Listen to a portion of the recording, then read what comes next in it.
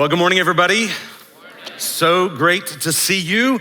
And if you are visiting with us this morning, you picked a really great day because we are about to go and have an amazing meal together. Today is Thanks for the Nations Sunday. It's the Sunday that we remember God's heart for the nations that is told throughout the story of Scripture, that all the way back in Genesis chapter 12, God called a man named Abram and said, Abram, I'm going to bless you. I'm going to make your name great. I'm going to make you a blessing to others. And through you, all the nations of the earth will be blessed. God's heart for the nations is woven throughout the pages of the Bible from the beginning to the end. When we see in Revelation this vision of heavenly worship, a huge throng assembled from every tribe, nation, people, and language. Today we celebrate the heart of God for the nations, but today we also celebrate that the nations are here.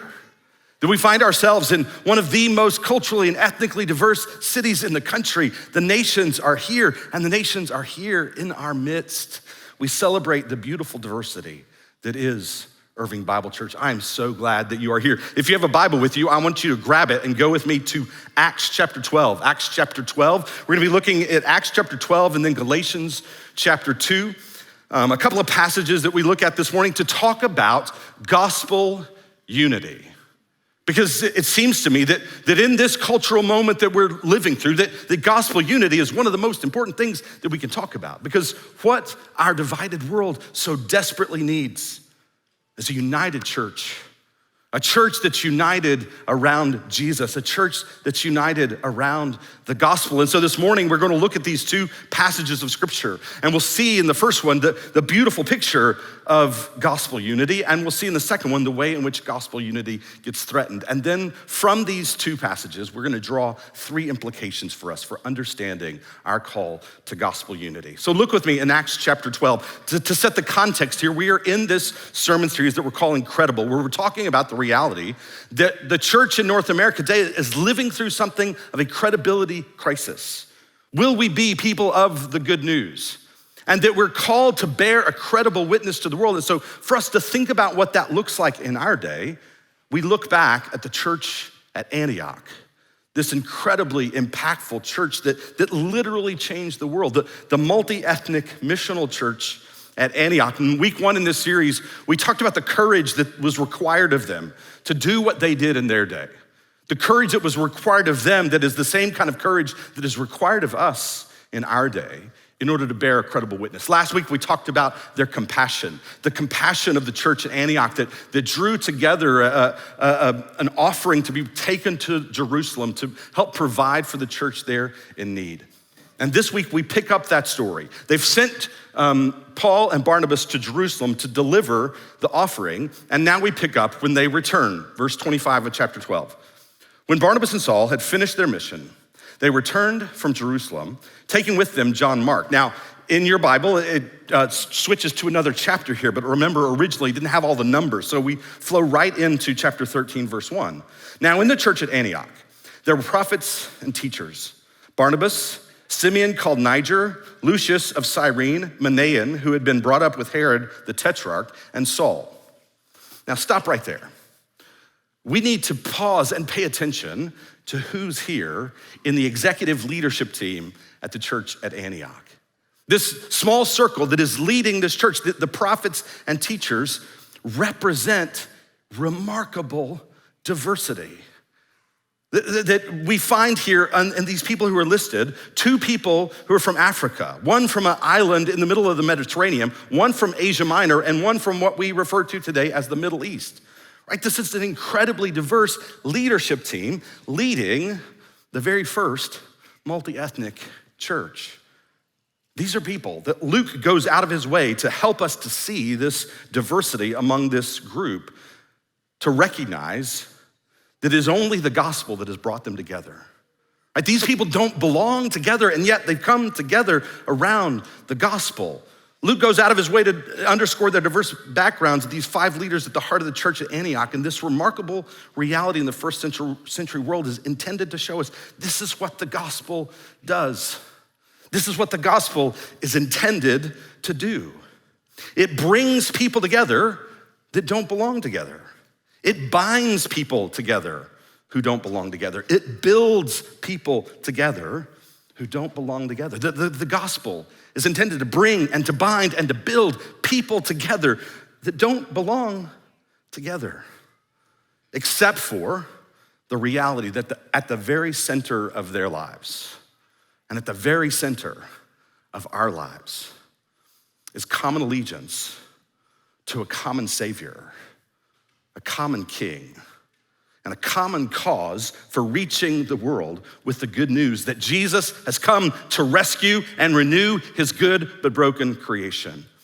That we have a common King, a common Savior, and a common mission to bring the gospel to the world, and that is what binds us together.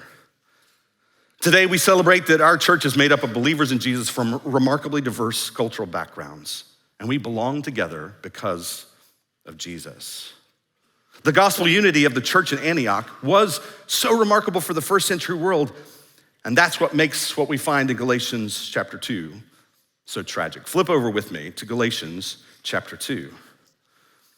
Galatians chapter 2, beginning in verse 11. Paul writes, when Cephas, that is Peter, the apostle Peter, when Peter came to Antioch, I opposed him to his face because he stood condemned. For before certain men came from James, he used to eat with the Gentiles. And when they arrived, he began to draw back and to separate himself from the Gentiles because he was afraid of those who belonged to the circumcision group. The other Jews joined him in his hypocrisy so that by their hypocrisy, even Barnabas was led astray.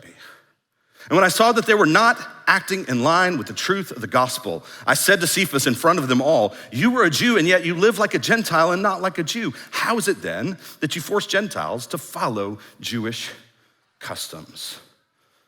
Okay, to understand the importance of this confrontation between Peter and Paul, and to understand why Paul includes it in his letter to the churches in Galatia, we need to understand the broader context of the book of Galatians. What is it that Paul is up to in this book that makes why he includes this story so important? So when you think about Paul's purpose in writing the book of Galatians, you need to understand that Galatia is not a city, but it's a region. And it's a region where Paul has gone and planted multiple churches. And so there are now multiple churches spread through this region called Galatia. And Paul came there and brought them the gospel. They trusted in Christ by faith, and they were reconciled to God, not on the basis of anything that they had done or anything that they could do, because no one is reconciled to God by anything they have done or anything they could do. Right? This is the gospel, reconciliation with God on the basis of what Christ has done and not on the basis of anything that we have done, not on the basis of anything we could ever do. This was the gospel that Paul preached and people believed. And they trusted in Jesus and they dedicated their lives to him. But then Paul left and some teachers came in and began to spread false teaching in the churches in Galatia. These teachers came in and began to teach the Galatians that in order to follow Jesus faithfully, they also had to follow the Jewish law. They also had to follow Jewish customs, including circumcision. Friends, this is not a very effective church growth strategy, let me tell you that, right?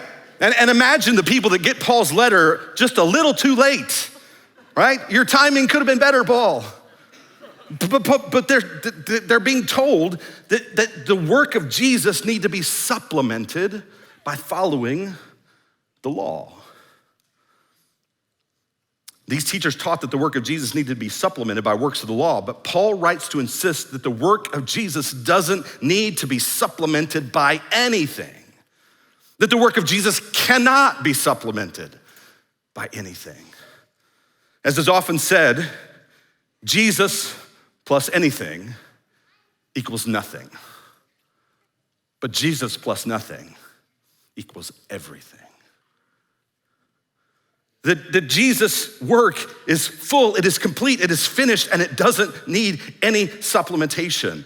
So Paul is writing to the Galatians to remind them that you need not, that you ought not, and that you cannot add anything to the gospel. And that's why he includes this tragic story of what happened with Peter. Because as we have seen, This incredible thing has happened in the city of Antioch. Antioch, this city that was filled with as many as 17 different ethnic groups at the time of Luke's writing of the story. And yet the gospel came and people from these different ethnicities got together. They came together around Jesus. And Peter had this experience back in Acts chapter 10, where as he's grown up his whole life following Jewish law, he's grown up his whole life eating kosher, and he's grown up his whole life believing that he shouldn't share tables with Gentiles because who you share a table with is an identity marker.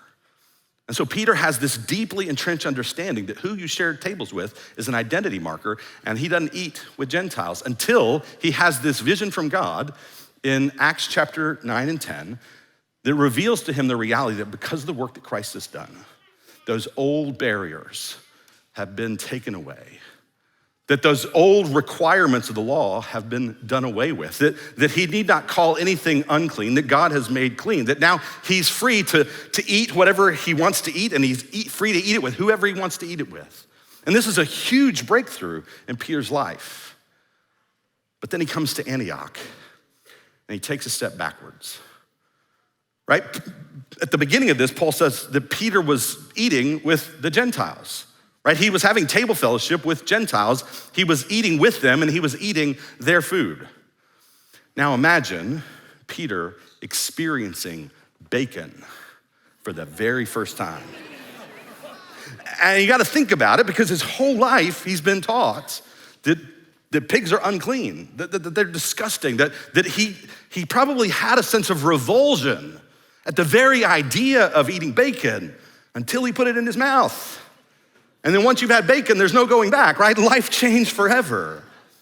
And so he's hanging out with the Gentiles and he's eating pork ribs and he's having shrimp cocktails and lobster, shellfish, right? His life has changed. But then Paul says some people came from James, that is, some people came from the church in Jerusalem.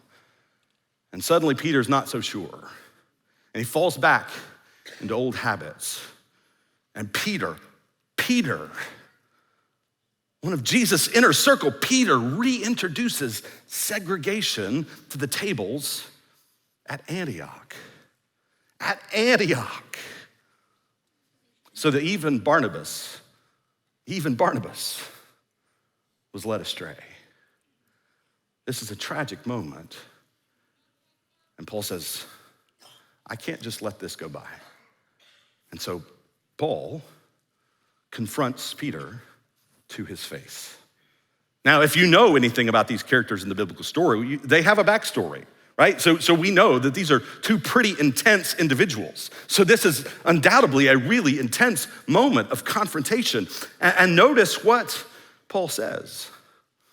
I confronted him to his face because in verse 14, he was not acting in line with the truth of the gospel.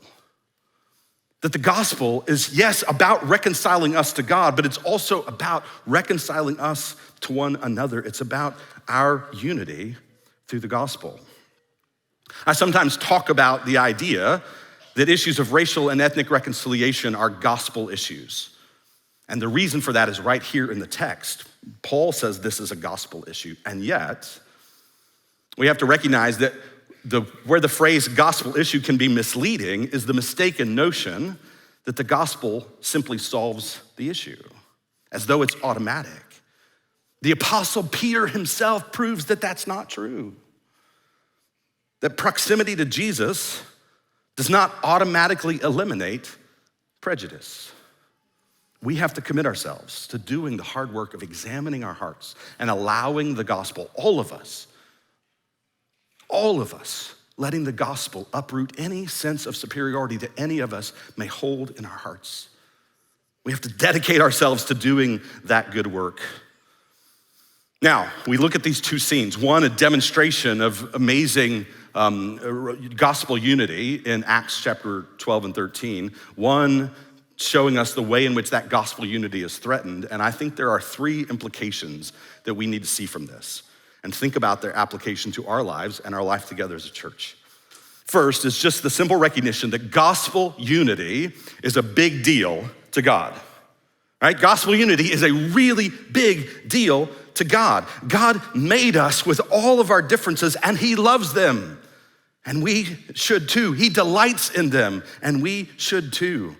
It's been God's intention from the very beginning of the biblical story to create for himself a unified people from every tribe, nation, people, and language. We come back time and again to what is for us one of the core passages of understanding God's call for us as a church. That is from Ephesians chapter 2, verse 14 to 16. It's the verse that Sissy alluded to earlier, that this is such a big deal to God because it's part of what God was accomplishing through the work of Jesus on the cross. Paul says it here, referring to the two groups, Jews and Gentiles, these two ethnic groups that have been brought together. He says, "For he," that is Jesus, "is our peace, who's made the two groups one, and has destroyed the barrier, the dividing wall of hostility by setting aside in his flesh the law with its commands and regulations." His purpose was to create in himself one new humanity out of the two, thus making peace, and in one body to reconcile both of them to God through the cross, by which he put to death their hostility. What Paul says here is part of the very purpose of the cross of Jesus, is creating one, like the world has never seen before, new multi-ethnic humanity. And as Derwin Gray has said, at the table of grace, there is no separate but equal. Gospel unity is a big deal to God. That's why this meal that we're about to share is a big deal to us. We're about to go do a gospel thing, friends, celebrating our gospel unity. Gospel unity is a big deal to God. That's why it's such a big deal to Paul that he confronts Peter. So the second thing that I think that we have to see from looking at these passages is that gospel unity requires the capacity for discomfort. Right? Gospel unity requires the capacity for discomfort. Right? This moment that Peter and Paul go nose to nose, head to head, right? Just imagine being there. I mean, everybody in this moment is uncomfortable. These two very intense individuals having this very intense moment, but it was necessary. There was a lot that was riding on this moment. You see, if things had gotten off track at Antioch, it would have been a game changer for the Christian movement. Antioch, as we will see next week, is the epicenter of Christian mission. There's a very real sense that those of us who are here who are Christian, but have not of a Jewish background, are here today because of the church at Antioch. The church at Antioch is the epicenter of Christian mission. And there's a very real sense that if things had gotten off track at Antioch, who knows if they would have gotten back on track. If things had gotten off track at Antioch, if ethnic segregation that was reintroduced had become the norm at Antioch, imagine the implications. This moment was a really big deal. But both Paul and Peter lean into the discomfort. They work it out together.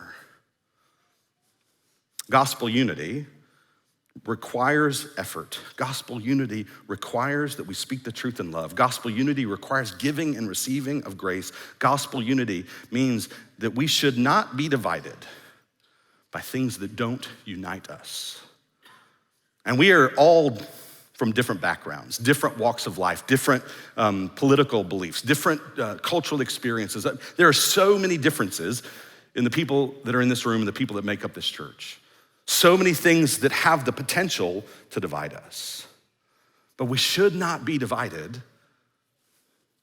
by things that don't unite us. And what unites us is the gospel.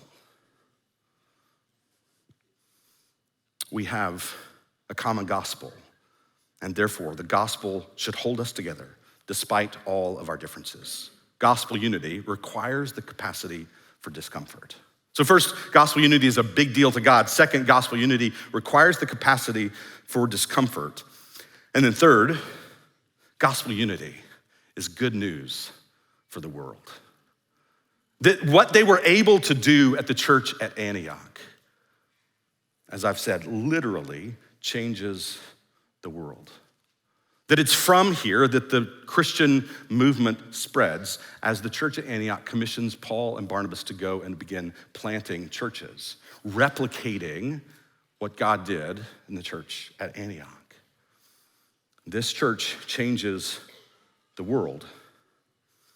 And this message, this good news is credible because of the way in which it's lived out of the church at Antioch.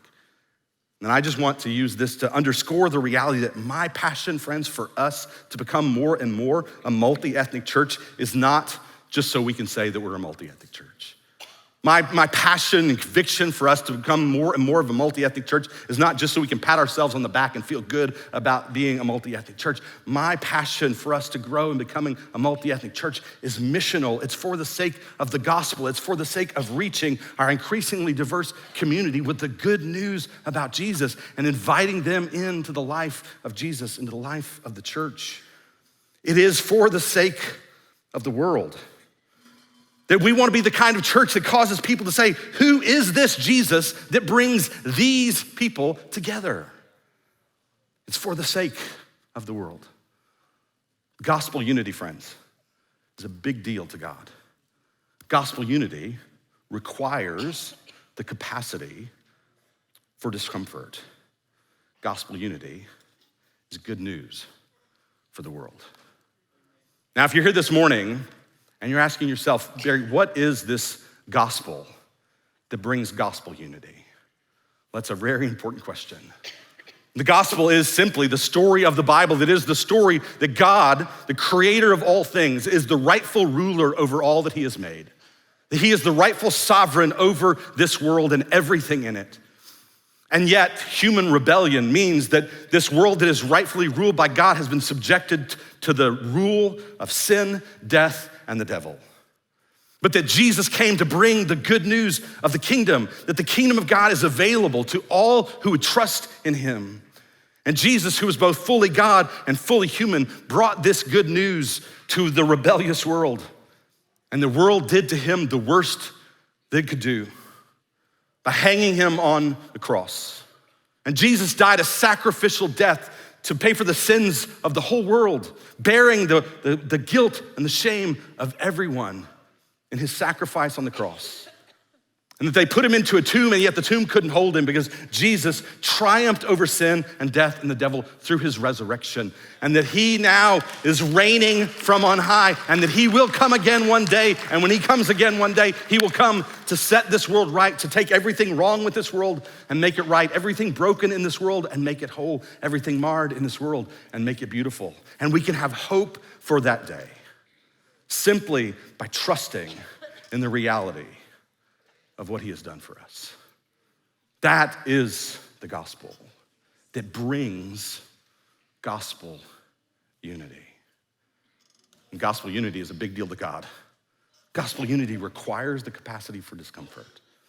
And gospel unity is for the sake of the world. It's good news for the world.